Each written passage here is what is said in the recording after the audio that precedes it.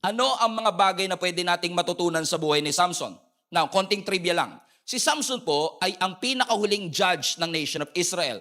At sa kanyang pamamahala, mga kapatid, bago pumasok ang monarkiya o ang king o ang hari sa nation of Israel, kinonsider si Samson to be the strongest man the world has ever seen.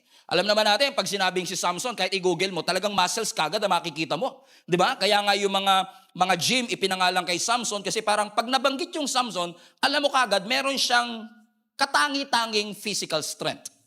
Pero contrary to popular belief, yung story po ni Samson malungkot. Hindi naging maganda ang ending ng kanyang storya sapagkat maraming Bible scholars tinag si Samson bilang violent, tinag nila si Samson bilang arrogant and promiscuous kasi nga paiba-iba ang kanyang babae. Paiba-iba yung kanyang kinakasama at naging asawa. So mapapansin ninyo, si Samson nagsimula siya at nagsimula ang kanyang buhay sa miracle kasi baog yung kanyang nanay, ibinigay siya at siya yung answered prayer. Nagsimula siya sa milagro, nagtapos siya sa trahedya. He started strong and he end up wrong. Kung babalikan natin ang story, may isang angel na nagpakita sa kanyang nanay at sinabi nitong angel na ito na siya'y magkakaroon ng anak. So mapapansin ninyo, hindi pa buntis yung nanay, pre-announce na kagad. Merong early announcement. No? Yung angel na magkakaroon siya ng anak. And very critical ito sapagkat kung papansin niyo ang scripture, hindi lahat ng nagbubuntis ina-announce. Pero meron tayong mga kilalang biblical heroes na bago ipagbuntis, ina-announce muna. May kilala kayong ganon? Jesus. Diba? Bago ipinagbuntis si Jesus, in-announce muna ni Mary, si John the Baptist. Bago in-announce si John the Baptist kay Elizabeth, nagpakita rin ng angel, same angel Gabriel ang nagpakita sa kanya. Kung kilala niyo si Isaac, yung kanyang pagkakapanganak ay in-announce din ng ating Panginoon. So there must be something significant kasi in-announce ng angel na itong si Samson na ipapanganak ay magiging military leader ng nation of Israel. Pero hindi siya katulad ng normal na mga lalaki at normal na mga tao sapagkat bago pa man na ipagbuntis at bago pa man na ipanganak itong si Samson, meron ng panata ang Diyos. Ang sabi ng scripture sa verse 5, itong si Samson ay magiging Nazirite.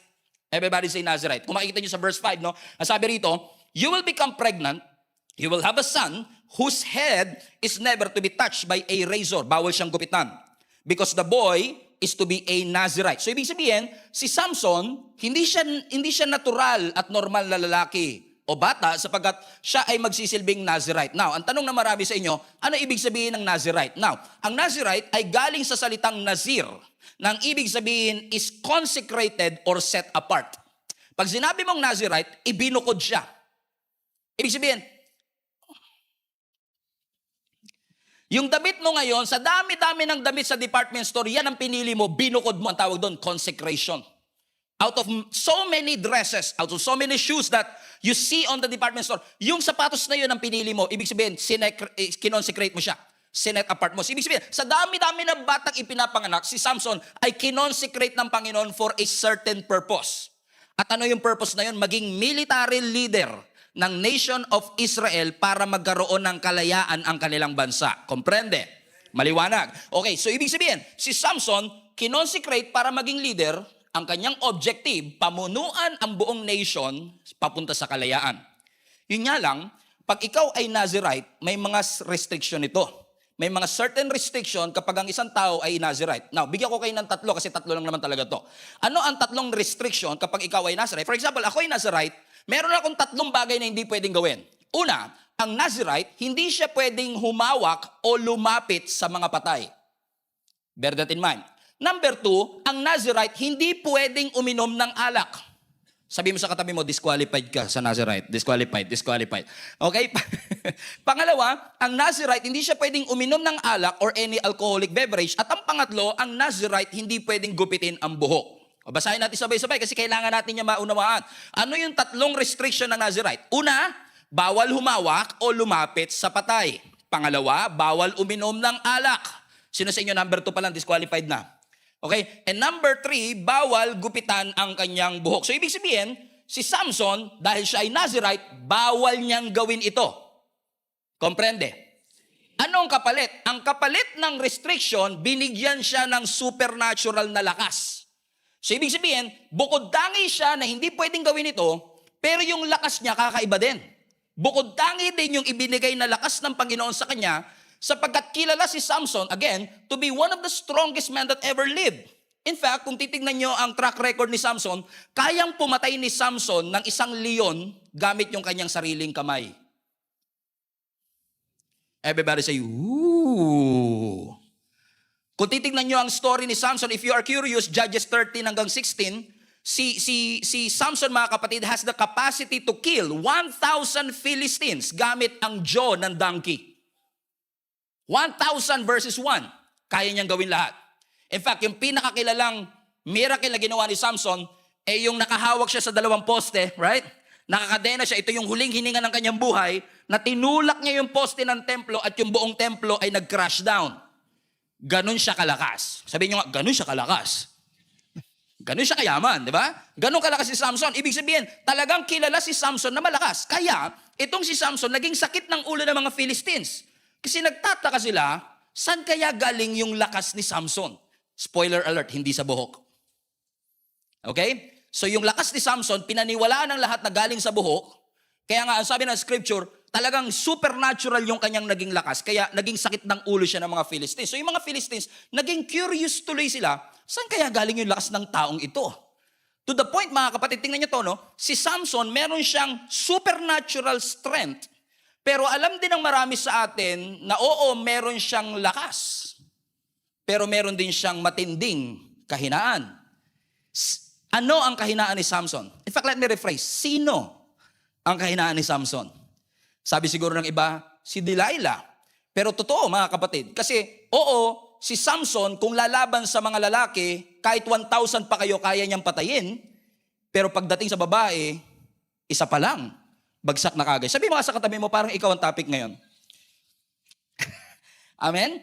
In fact, kung titingnan nyo ang history, walang makadefeat kay Samson, kaya yung mga Philistines ngayon, naging creative sila.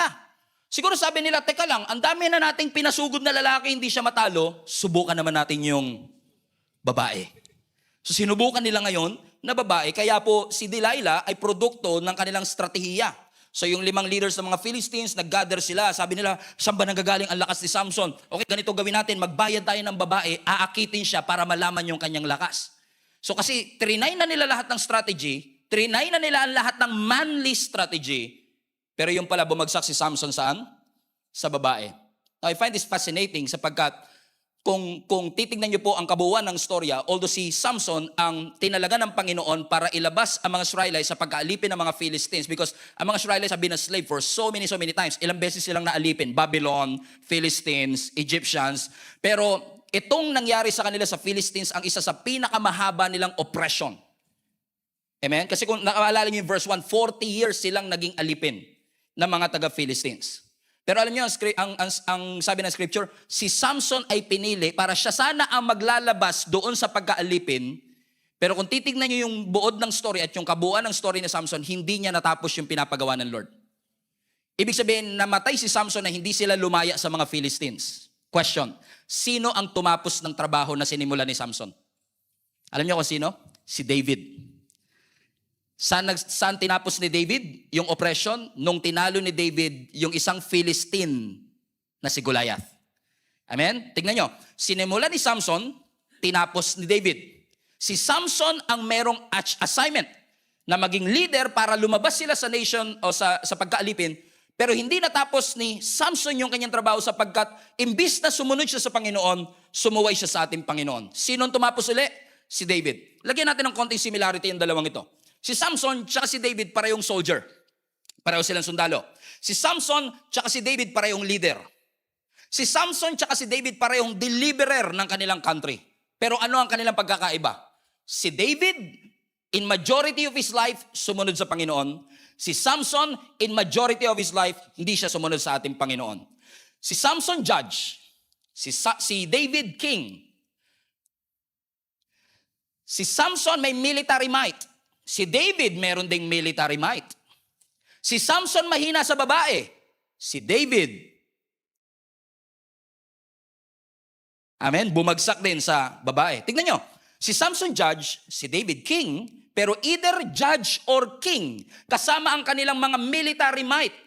Kaya nilang makapagtagumpay sa isang gera pero hindi nila napagtagumpayan yung lust. Pareho sila. Kaya nilang mapagtagumpayan ang anumang gerang hinarap nila, pero pagdating dun sa kanilang lust, sa idolatry, hindi nila ito napagtagumpayan. Ulitin ko lang, si Samson, kaya niyang pumatay ng isang leon gamit ang kanyang kamay. Si David, ang sabi ng mga awit nung unang panahon, kaya niyang pumatay ng 10,000. Kaya nilang gawin ang lahat ng ito, pero hindi sila nagtagumpay saan? Amen? Kaya nilang magtagumpay sa biggest enemy of their life, but they cannot defeat the enemy inside of them. Yung lust. Doon sila bumagsak. Anong sinasabi ng Panginoon sa bawat isa sa atin, mga kapatid? Ang sinasabi ng Lord sa atin, kahit gaano katindi ang iyong military might, kung wala ang Panginoon, hindi natin madidefeat yung mas matinding oppressor, yung kasalanan. Kahit na ikaw ang pinakamalakas katulad ni Samson, kahit ikaw ay pinaka-talented katulad ni David, kahit makuha mo ang napakaraming opportunity sa buhay, kung wala ang kamay ng Panginoon sa atin, hindi po tayo makakapagtagumpay. In fact, kung ginamit lang ni Samson yung lakas niya para sa kaluwalhatian ng Panginoon, na-serve niya ang purpose niya. Pero imbis na gamitin niya yung kanyang lakas para sa Panginoon, ginamit niya para ma-impress ang mga kababaihan. Hindi niya na-realize na sa kanyang sunod-sunod na pagsuway, nawawala na pala unti-unti ang anointing at kamay ng Panginoon sa kanya. Hindi ko alam kung sino kinakausap ng Panginoon dito, na marami sa atin confident pa rin tayo kasi palagay natin may anointing pa rin ang ating ginagawa, pero baka hindi natin namamalayan na unti-unti nang nawawala yung gigil, yung gilas, yung bangis ng ating paglilingkod sa ating Panginoon, at nakakatakot pong isipin na iniisip natin kasama natin ang ating Panginoon only to find out na paggising mo isang umaga, magugulat ka na lang, wala na pala sa iyo ang kamay ng ating Panginoon. At iisipin natin iniwan tayo ng Panginoon, pero ang totoo tayo ang umiwan sa Kanya. Na hindi ka na kasing excited ng katulad ng dati, wala nang goosebumps na katulad ng dati, hindi ka na kasing passionate ng katulad ng dati, the Word of God doesn't move you anymore, the Word of God bores you right now, wala na dating sa iyo ang salita ng ating Panginoon, at kung tayo ay magiging manhid sa salita ng ating Panginoon, at magiging manhid sa pinapagawa ng ating Panginoon, that is a dangerous path. It is a recipe for a disaster. Gini-give up mo ang giftings mo dahil nawala na sa iyo. Hindi mo na malayan, nawala na sa iyo yung kamay ng ating Panginoon. In fact, mga kapatid, kaya ko ito pinapoint out kasi ang mga Israelites have been in captivity for how many years again? 40. Sa Philistines, 40. At alam niyo mga kapatid, kung anong unique sa story na ito, hindi katulad sa Egyptians, ang unique sa story na ito, for 40 years, hindi sila nag-pray sa Panginoon na palayain sila ng Diyos. They've never prayed for deliverance for 40 years. Alam niyo kung bakit? Naging komportable na sila sa bondage. Naging komportable na sila, nasanay na sila, na-normalize na nila na yung buhay na ito, yung pagiging alipin namin ng mga Philistines, could be. Ito na siguro ang plano ng Panginoon sa atin. They gave up fighting for their freedom. Hindi na nila ipinaglaban ang kanilang kalayaan at nasanay na sila. At yung sanang magliligtas sa kanila, na ang pangalan ay Samson, hindi rin na iba. Sapat gumawa rin ng mali, kasi malayo siya sa ating Panginoon. Sabi mo sa katabi mo, fasten your seatbelt, papunta na si pastor sa iyo. At makikita nyo mga kapatid, yung mga bagay na ginawa ni Samson na ito yung binabanggit ko, kaya nagawa ni Samson ito kasi it only reflects his real position to the Lord. Ang isang taong malapit talaga sa ating Panginoon, halata mo sa kanyang sinasabi, halata mo sa kanyang salita. Pero yung behavior natin mga kapatid reflects our position.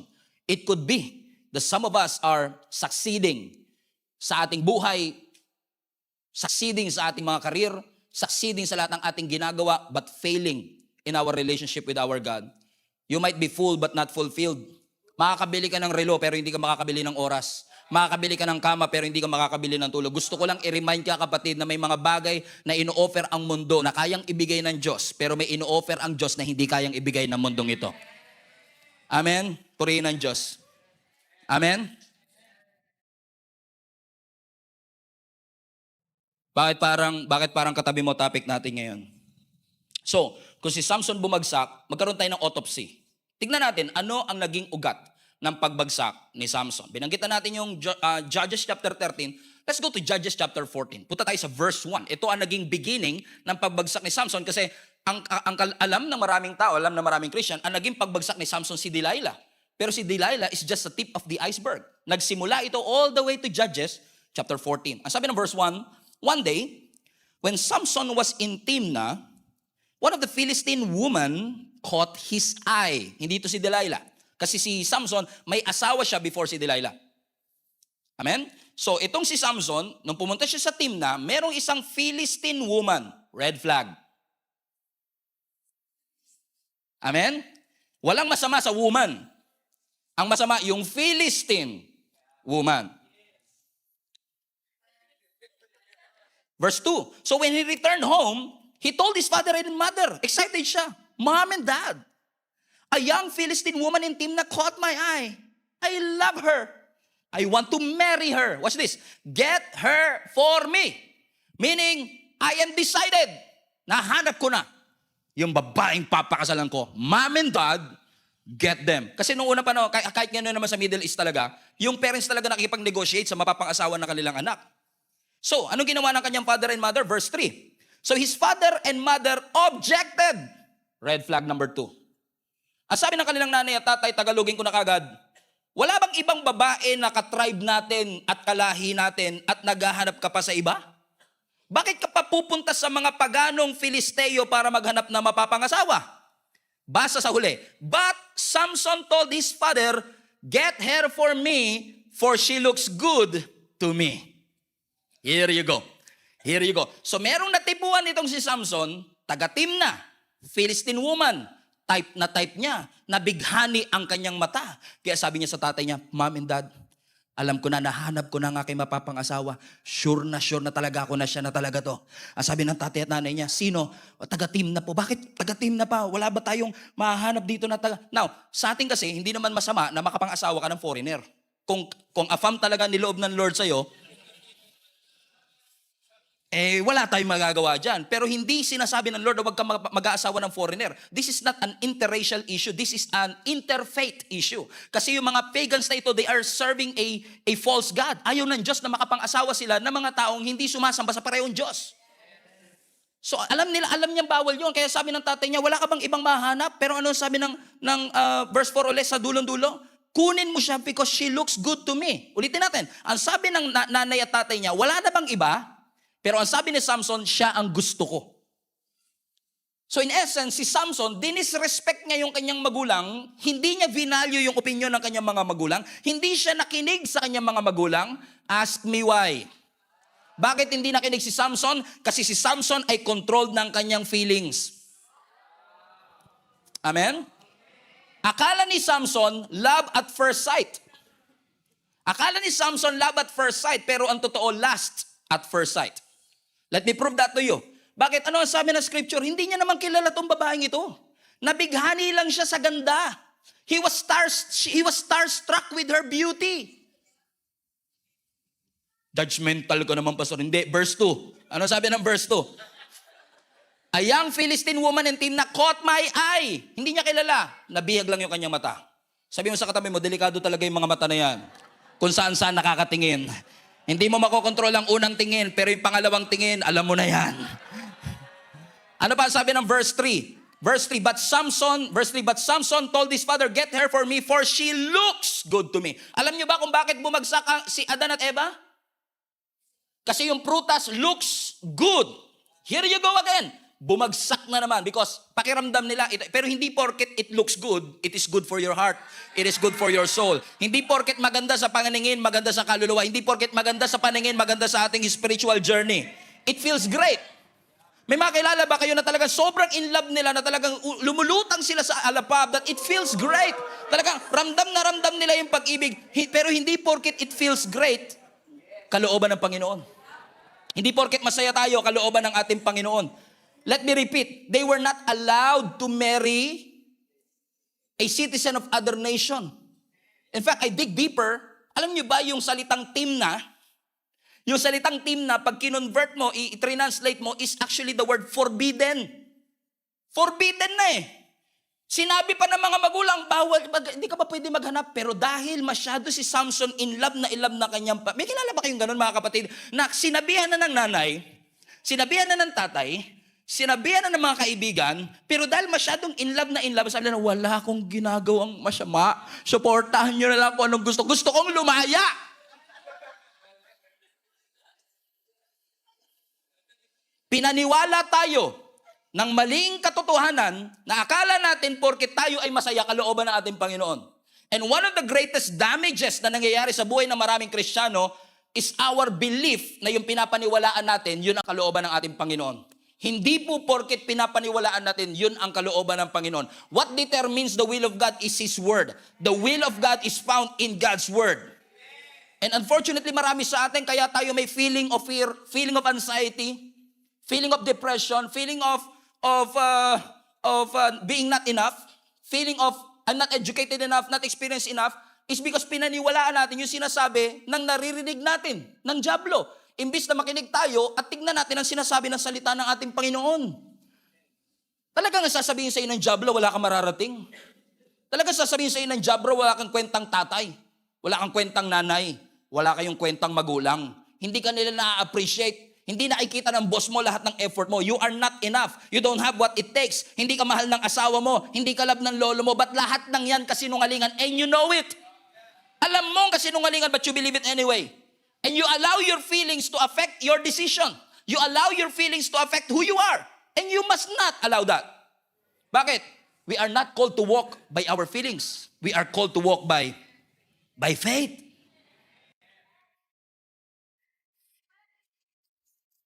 And instead of controlling our emotions, we allow the emotions to control us. Feelings are dangerous. You know why? Because feelings can change. Feelings are misleading. Sunod-sunod na yung red flags, hindi mo makita kasi masyado kang in love. Sabi ng mundo, follow your heart. Never sinabi ng scripture na follow your heart. Ang sabi ng scripture, follow the Lord, not your heart. Kasi ang puso natin misleading. Ang puso natin dadalhin tayo sa kapahamakan. Pero ang salita ng Panginoon dadalhin tayo sa kabutihan. At lahat ng mga nanay, sumigaw ng amen.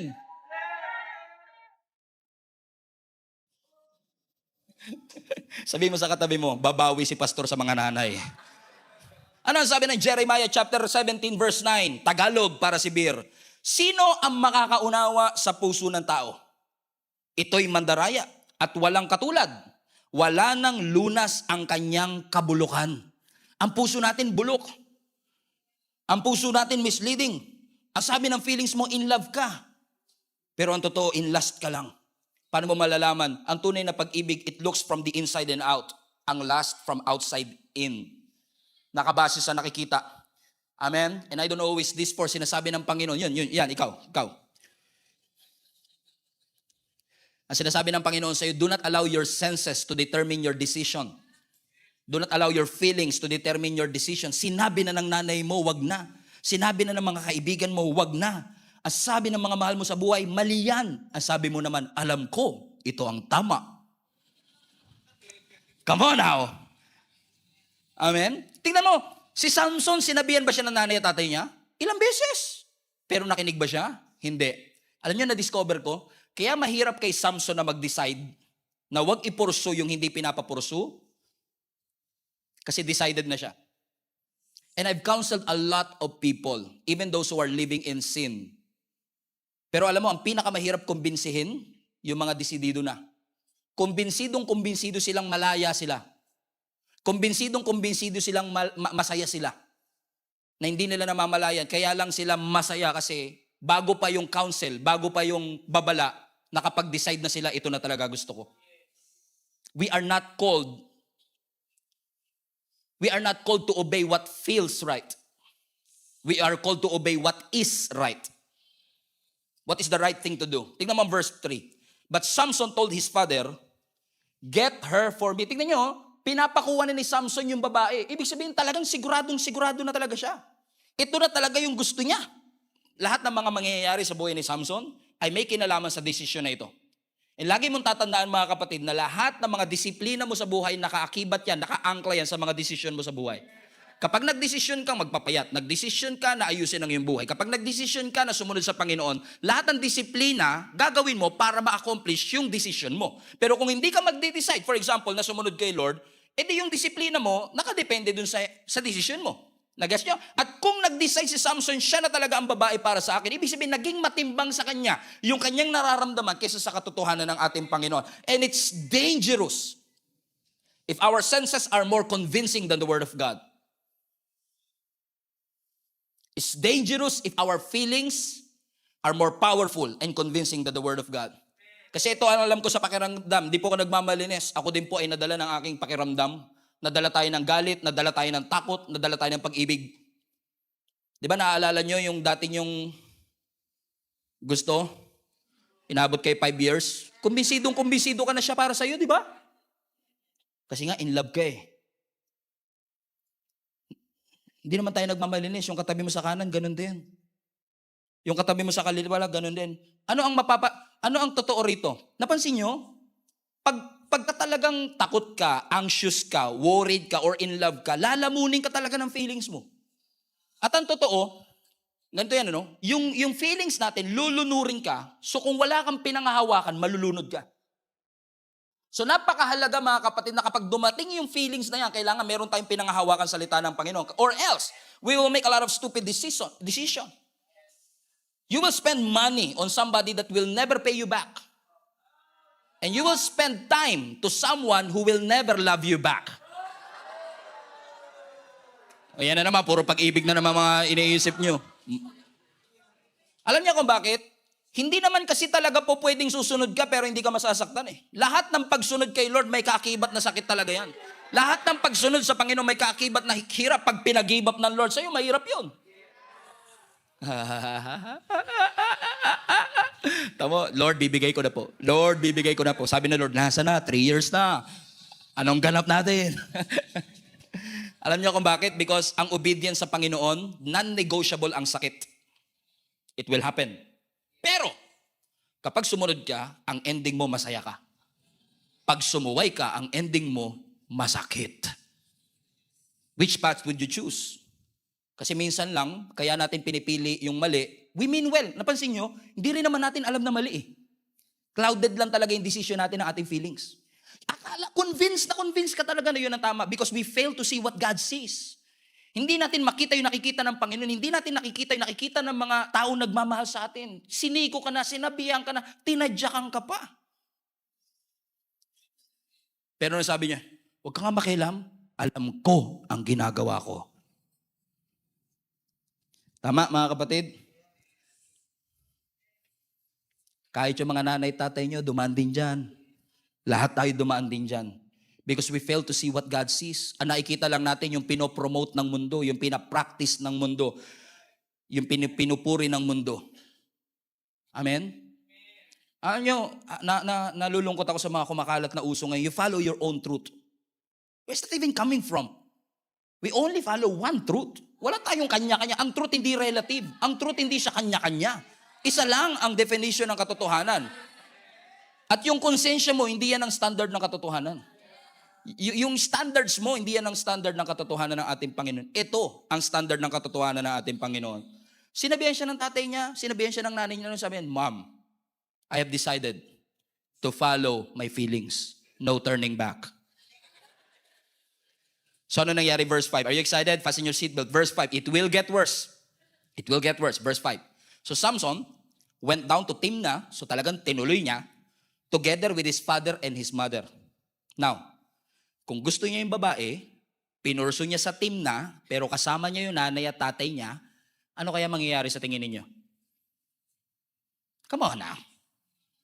Come on now. Pupuntahan niya yung babae, sasama niya yung tatay at nanay niya, ano kayang gagawin nila? Mama, magpapakasal na. Tinuloy niya talaga. Sabi mo sa katabi mo, tigas ng ulo mo. Tinuloy mo pa. Sakit eh. Kahit ako, nasasaktan ako eh. Tigas din kasi ulo natin, ano? Katok-katok. Tigas. Hard-headed eh. Tignan nyo. Si Samson, he went to Timnah together with his father and his mother. What's it? And as they approached the vineyards of Timnah, suddenly a young lion came roaring toward him. Now, interesting. Kasi sabi ng scripture, habang papunta siya ng Timnah, dumaan sila sa vineyard. Why is this important? Because this is red flag number 1. Vineyard.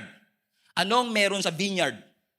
Ubas. Anong napoproduce ng ubas? Wine. 3 restrictions ng Nazirite. Bawal lumawak ng patay, bawal uminom ng alak, pero naglalakad sa pagawaan ng... Amen? At nung naglalakad siya papunta ng vineyard, merong isang leon na nagro-roar papunta sa kanya. Amen? Sumuway siya, obviously. May red flag number 1. You're not supposed to be there. You're not supposed to be in Timna and you're not supposed to be in that vineyard. Because nilalapit mo ang sarili mo saan? Sa tukso, you're not supposed to, actually sa mas malalim nga talaga na ruling ng Nazirite, kahit paghawak ng wine bawal eh. So you're not supposed to, hindi ka dapat humahawak ng wine. Amen? Pero ano nangyari? Sa kanyang pagsuway, di bali lang masuway ko ang utos ng Panginoon basta magawa ko yung gusto kong gawin. Okay, magalala, hindi po kayo to. Huwag kayong masasaktan kasi hindi kayo to. Taga-ibang church to. Okay? Sa kagustuhan niya na masunod ang kanyang nararamdaman, willing siyang maglakad sa edge, pumunta sa temptable situation. May kilala kayong ganyan? Si David, naalala niya? Di ba si David? Kaya niya nakita si Bathsheba na nagtitake a bath. Kasi he was not supposed to be there in the first place. He was supposed to be in the battlefield, pero pinili niya na magstay sa bahay. He was at the wrong place, at the wrong time. And what happened? David fell. And now, si Samson nakikipaglaro sa apoy. Yung parang, hindi ako maglalasing, pero andito ako sa bar.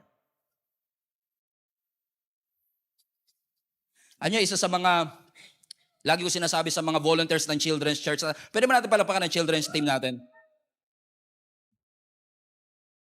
We are trying our best to make sure that our children are in good security because kung ikaw ay pedophile, saan ka ministry papasok? It will be very stupid for you kung gusto mo magbago ng iyong buhay na ikaw ay pedophile, pupunta ka sa children's church. Lalapit. Alcoholic ka, nagtatrabaho ka sa bar. Gusto mo magbago? Doesn't make sense, isn't it? Bawal sa kanya, pero sasaktan na.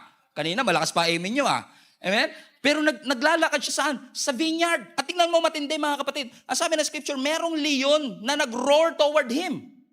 Inatake siya ng leon. And usually tayo yan, inatake na naman ako ng demonyo, inatake na naman ako ng demonyo. Pero what if, yung layon na ito, pinadala ng Diyos? Para huli siyang paalalahanan uli, sure ka na ba talaga na pupunta ka ng Timna? Sure ka ba talaga sa decision mo na yan? Anong ginawa ni Samson? Sabi ng verse 4, the Spirit of the Lord came powerfully upon him and he tore the lion apart with his bare hands. Hinawakan niya yung leon, sinakal niya yung leon, namatay yung leon. I don't know who is this for mga kapatid, pero kapag tayo ay sumusuway sa Panginoon, God is patient. Nagagawa si Lord ng paraan para mapaalalahanan tayo ng paulit-ulit. Anak, sure ka na ba talaga dyan? Sasabihan ka ng pastor mo, sure ka na ba talaga dyan? Sasabihan ka ng tatay at nanay mo, sure ka na ba talaga dyan? Pag hindi ka pa rin nakinig, magpapadala ng leon. Para kaharipin ka, sasabihin, gusto mo ba talaga yan? Pero minsan, imbis na matauhan tayo, sinasakal natin yung leon. Ilan na kayang mga leon ang sinakal natin? Ilan na kayang mga nanay at tatay natin ang hindi natin pinaniwalaan? Ilan na kayang mga kaibigan ang tinuring natin kaaway kasi nagpapayo sila sa atin? Sinasakal natin yung mga bagay na pinadala ng Panginoon para paalalahanan tayo. Because our decisions are controlled by our feelings. Kasi kung hindi naman niya talaga pinurso tong babae na to, hindi naman talaga magkakaroon ng leon He was not supposed to be there. Kaya mga kapatid, let me just tell you this, kapag sumusuway tayo sa ating Panginoon, huwag ka na masurpresa kung may mga leon na darating. Huwag ka na masurpresa na may mga threat. Huwag ka na masurpresa na kapag sumusuway ka may Bathshebang naliligo. Huwag ka na magtaka na may trauma at the end of it. Huwag ka na magtaka na may abuse at the end of it. Parang sinasabi ng Panginoon siguro, baka sakali makinig siya sa leon at huwag niya na ituloy. Pero tinuloy niya pa rin. At kapag hindi tayo nakinig sa mga payo at tinuloy pa rin natin, it will only get worse. Verse 7. So, tinuloy niya, he went down and talked with the woman, and he liked her. Sometime later, he went back to marry her. He turned aside to look at the lion's carcass, yung patay na leon. Nung bumalik siya, nandun pa din. Pero watch this. Pero in it, sa loob ng leon, sa loob ng tiyan ng leon, kasi nakapatay na yung leon, right? Na sinakal niya, right? Patay na ngayon. Nasabi ng scripture, doon sa leon na yun, nakakita siya ng swarm of bees. Ibig sabihin, pinamugaran na yung tiyan ng leon na mga bubuyog. At kapag may bubuyog, may honey. So ano sabi ng scripture? Nakahiga yung lion, pagbalik ni Samson, dito pa pala itong sinakal ko na to Pero ang sabi ng scripture, yung tiyan ng leon, punong-puno ng Jollibee. So dahil punong-puno siya ng mga bees, Ang sabi ng verse 9, watch this verse 9, ang ginawa niya, he scooped out of the honey in his hand. Kumuha siya ng honey dun sa tiyan ng leon. At sabi ng scripture, kinain niya habang naglalakad siya. Ginawa niyang snack bite. Red flag number 2. Dahil ang mga Nazirite, bawal lumapit or humawak ng patay. Again, it gets worse. At alam niyo, tingin ko, malaking insulto ito kasi alam niya nagkasala siya, alam niya pumupunta siya sa kasalanan, pero dinownplay niya yung kasalanan niya na ginagamit niya pa yung honey bilang pagkain at snack papunta sa kanyang pagkakamali at pagkakasala. At sabi ng scripture, when he rejoined his parent, he gave them some. Nung nakita niya yung kanyang mga magulang, binigyan niya rin yung kanyang mga magulang. Maliban naman ng mga magulang na galing yun sa tiyan ng patay na leon. So tinanggap, pansinin niyo, pagka talaga may mali, minsan nagdadamay ka pa, no? Ikaw din. Naalala niyo si Eve, nung kinuha niya? And he gave some to his husband, o to her husband. Nandadamay pa. At sila'y kumain din. But he did not tell them what he had taken the honey from the lion's crest. Hindi niya sinabi sa kanya mga magulang na galing yun sa tiyan ng leon. But he did it anyway. Tingnan niyo mga kapatid, ano? Nilagay ni Samson na kanyang sarili sa isang temptable position. Di ko alam kung may ganyan salita. Now question, masama bang pumunta sa vineyard? No. Pero dahil Nazirite siya, he was not allowed to be there. Alam niya yung vow niya. Ano yung vow niya? Hindi siya magpapagupit ng buhok. Hindi siya hahawak at lalapit sa kahit anong patay. At hindi siya iinom ng kahit anong alak. Pero hindi niya sineryoso yung kanyang vow. Kasi masyadong clouded yung decisions niya ng kanyang pag-ibig sa babaeng ito. And I don't know who is this for, pero napakarami pong mga Christians nowadays, kasama na ako minsan, na may mga pangako at panata tayo sa Diyos pero hindi natin siniseryoso. Lalo na kapag dumarating tayo sa dilema na mas matimbang yung nararamdaman natin kaysa sa pinapagawa ng ating Panginoon. Alam mo, kapag puro lang tayo expression ng pag-ibig sa Diyos pero hindi naman natin nilalakaran yung pag-ibig natin sa Diyos, hindi yan vow. Empty promise yan. So I don't know, is this for kung makakatulog na kayo for the rest of the service, just take God seriously. Seryosohin naman natin ang Panginoon. Huwag natin pagsamantalahan ang simbahan ng ating Panginoon. Seryosohin natin ang gawain. Seryosohin natin yung privilege na ipinagkaloob ng Diyos sa atin. Samson was supposed to lead the entire nation of Israel to freedom. Pero mas matimbang sa kanya that he downplay his sin. Dinownplay niya yung kanyang kasalanan at hindi niya nakita na yung kanyang buhay ay may purpose at may rason. Kapatid, may rason ang Diyos. May purpose ang Panginoon sa ating buhay. Ang sabi ng Acts 20 verse 24, my life is worth nothing to me unless I use it for finishing the work assigned me by the Lord Jesus Christ. And that is to tell the good news of Jesus Christ. Tagalogin ko, ang buhay natin walang saysay hanggat hindi natin tinatapos ang assignment na pinapagawa ng Panginoon sa atin. Lakaran natin yung vow natin. Yung pinangako natin sa Panginoon, tuparin natin. Yung pinangako natin at lahat ng desisyon natin nakaakibat dun sa pangako natin na yun sa ating Panginoon. Let me say this to you. Lahat ng pangako natin, hindi natin kayang tuparin kung wala ang grace ng Lord. Malinaw yan. Amen? Pero we have to understand as well na ang buhay natin should not be governed by what we feel. It must be governed by the truthfulness of the Word of God. Kasi ang feeling natin will make you ignore the truth of God's Word. Ini-ignore natin yung totoo kasi nga meron tayong bagong totoo na pinapaniwalaan. It will make you ignore the truth. Ano sabi ng Scripture? When you feel weak, kapag nararamdaman mong mahina ka, ano ang sabi ng Scripture sa atin? I can do all things through Christ who strengthens me. When you feel overwhelmed, ano ang sabi ng Scripture? God is your refuge and your strength, the very present help in times of your trouble. Kapag lunod na lunod ka sa problema, yun yung nararamdaman mo. Pakiramdam mo walang sumusuport at walang nagmamahal sa'yo. Ano ang sinasabi ng Scripture? Weeping may endure for a night, but joy comes in the morning. There is a difference between what we feel and what the Word of God is saying. Kahit pag galit ang Panginoon sa atin, that's what parang galit ang Lord sa atin, sa akin. Parang malayo ang Panginoon sa akin. Pero ano sabi ng Scripture? His anger will last for a moment, but His favor will last for a lifetime. At kahit pa pakiramdam mo, pagod ka na, kasi marami sa inyo malakas pa, pero pasuko na. Kahit pa pagod na tayo sa ating buhay, nararamdaman natin na parang wala na tayong ibubuga. Ano ang sabi ng Scripture? Kumapit tayo at huwag tayong mag-give up. Because in due season, you will reap. Harvest tayo. It's a matter of holding on to the truthfulness of the Word of God. Trusting God and putting your whole confidence in the truth of His Word. Amen? Proverbs 3 verse 5. Alam nyo na to dapat, di ko nilalagay sa screen. Proverbs 3 verse 5. Trust the Lord with all your heart and lean not on your own understanding. In all your ways acknowledge Him and He shall direct your feelings. Yung ba sinabi? No, He shall direct your path. Do you want God to direct your path? Start walking in the truthfulness of His Word. Kahit pa especially right now, I don't know sino kinakausap ng Panginoon, pero marami sa atin, meron tayong scarcity mindset, pakiramdam natin kulang, kaya hindi tayo makatulong, hindi tayo makapagbigay.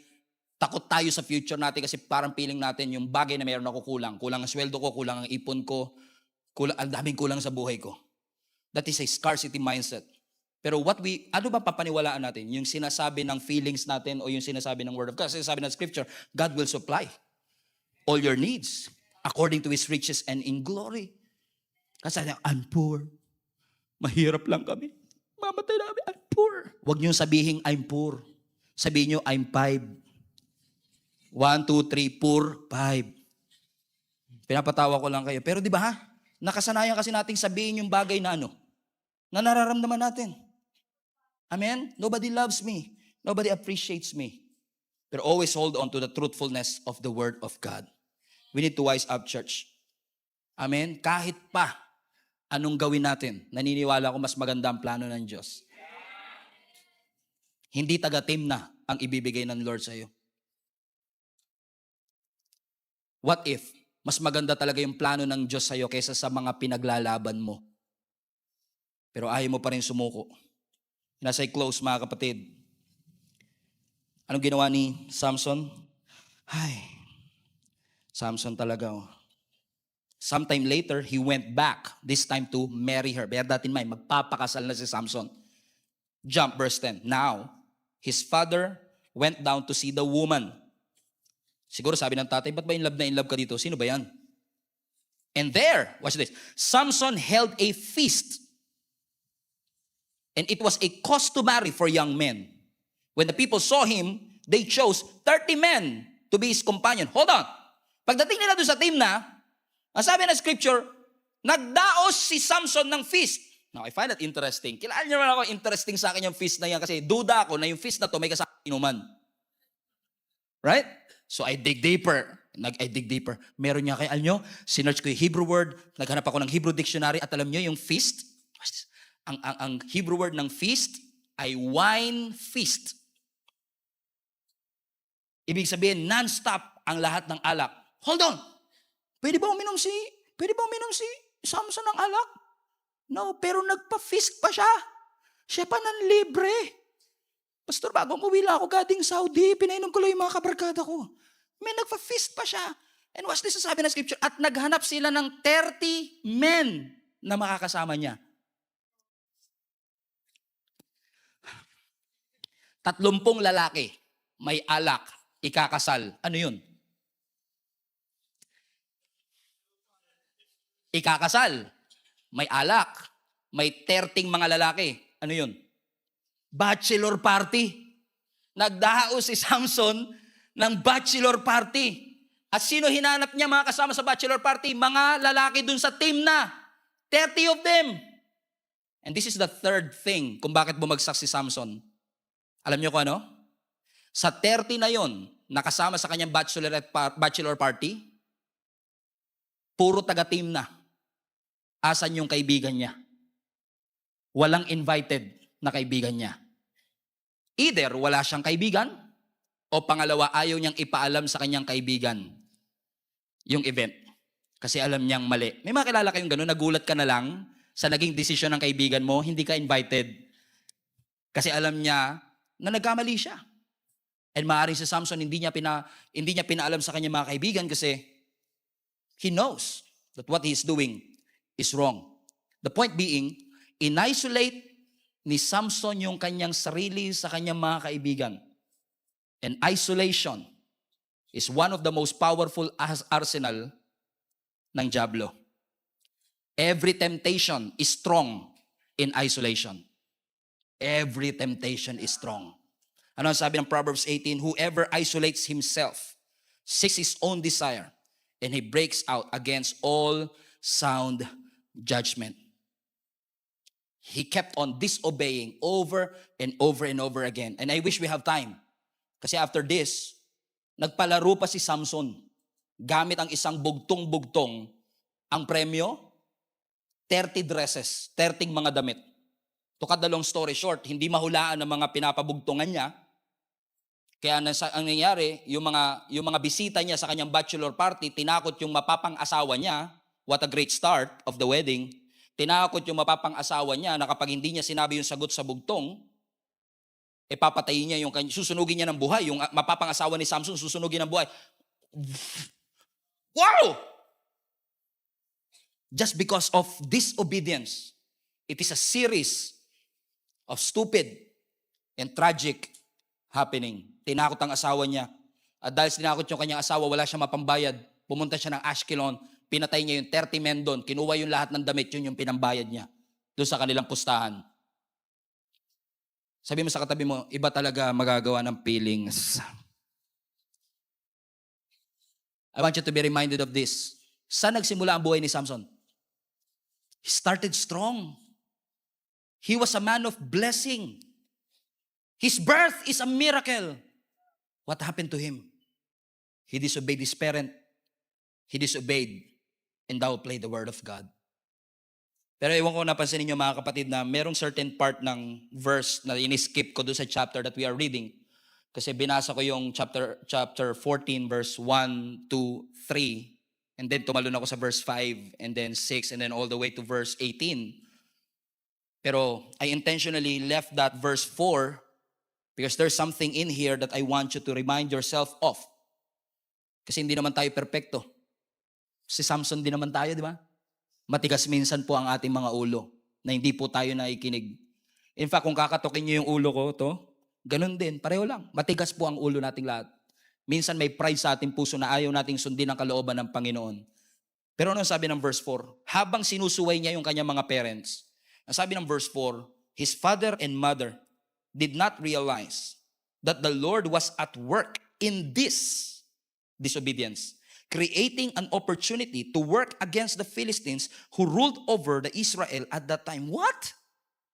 Hindi daw wala ng mga magulang ni Samson na sumuway siya, pero the Lord is at work in that disobedience upang makapag-create ng opportunity para makapasok si Samson sa mga Philistines.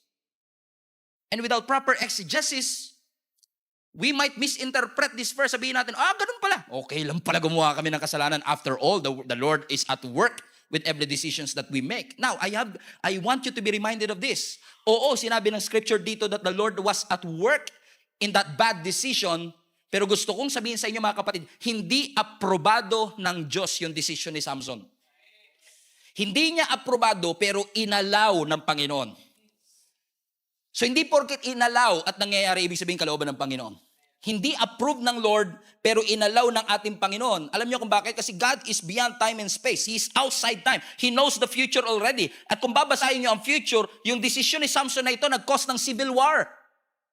And God knows it. And yet, kahit alam ng Lord na mag-cause ng civil war, kahit alam ng Panginoon na mali ang desisyon, inalaw ng ating Panginoon at ginamit ng Diyos yung kanyang pagkakamali to work all things together for the good of those who love Him. Hallelujah! Hallelujah! Kasi kung sasabihin natin, okay lang naman po pala, Pastor, basahin niyo ang buhay ni Samson from Judges 13 to 16. Bago siya namatay, naging alipin siya ng kanyang mga kaaway. Dinukot yung mata niya, namatay siyang bulag.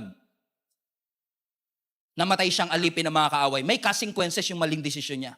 Naghirap siya bilang consequences ng kanyang mga maling desisyon. Pero, ginamit ng Lord yung maling desisyon para ma-accomplish pa rin yung purpose niya ng Lord, and 3,000 Philistines was dead that very same day. Anong sinasabi ng Panginoon sa bawat isa sa atin? Because I feel like in my spirit that some of you ay nakagawa ng isang malaking pagkakamali, hindi tayo nakinig, sumuway tayo sa Panginoon, katulad ko. And yung guilt mo, kinakain ka from the inside. Sinasabi mo sa sarili mo, ma-accomplish pa rin kaya ang purpose ng Panginoon sa aking buhay? Sinuway ko siya, hindi ko sinunod ang utos ng mga leaders ko, hindi ko sinunod ang sinasabi ng Panginoon sa aking buhay. Pero I feel like God is telling each and every one of us, every person na nakakaramdam ng ganito na sinasabi ng Panginoon sa iyo, anak, I forgave you. Pinapatawad kita sa lahat ng mga maling naging desisyon natin. And because of that, because of the finished work of Jesus Christ, in His supernatural, I don't know how, God made a way through our sin. Kahit na yung ating pagkakamali, ginamit ng Panginoon to work it out for the good of those who love God. Kapatid, you cannot change your history, but God can definitely change your destiny. Your destiny through Jesus Christ, through our Lord, is secure. And despite of the failure, despite of that weakness, despite of that disobedience, God's agenda still push through. Di ba nagsiserve ka pa rin ngayon? Kahit sumuway ka before? Di ba nandito ka pa rin ngayon? Kahit na hindi mo sinunod ang Panginoon? Somehow God made a way to bring you back. Somehow God made a way to remind you that He still loves you. And His purpose for your life is true. No amount of sin can hinder the grace of God. Your sin is great, but your Savior is greater. And I want you to be reminded of that. He's good. Matigas man yung ulo natin, mas matigas pa sa ulo ni Samson. Pero ang Panginoon natin, malambot ang kanyang puso na tanggapin tayo sa ating pagkakamali. At i-assure ka kapatid na because of the finished work of Jesus Christ, you are forgiven, you are redeemed, you are secured in His hands. He loves you. He loves you so much. Father, we thank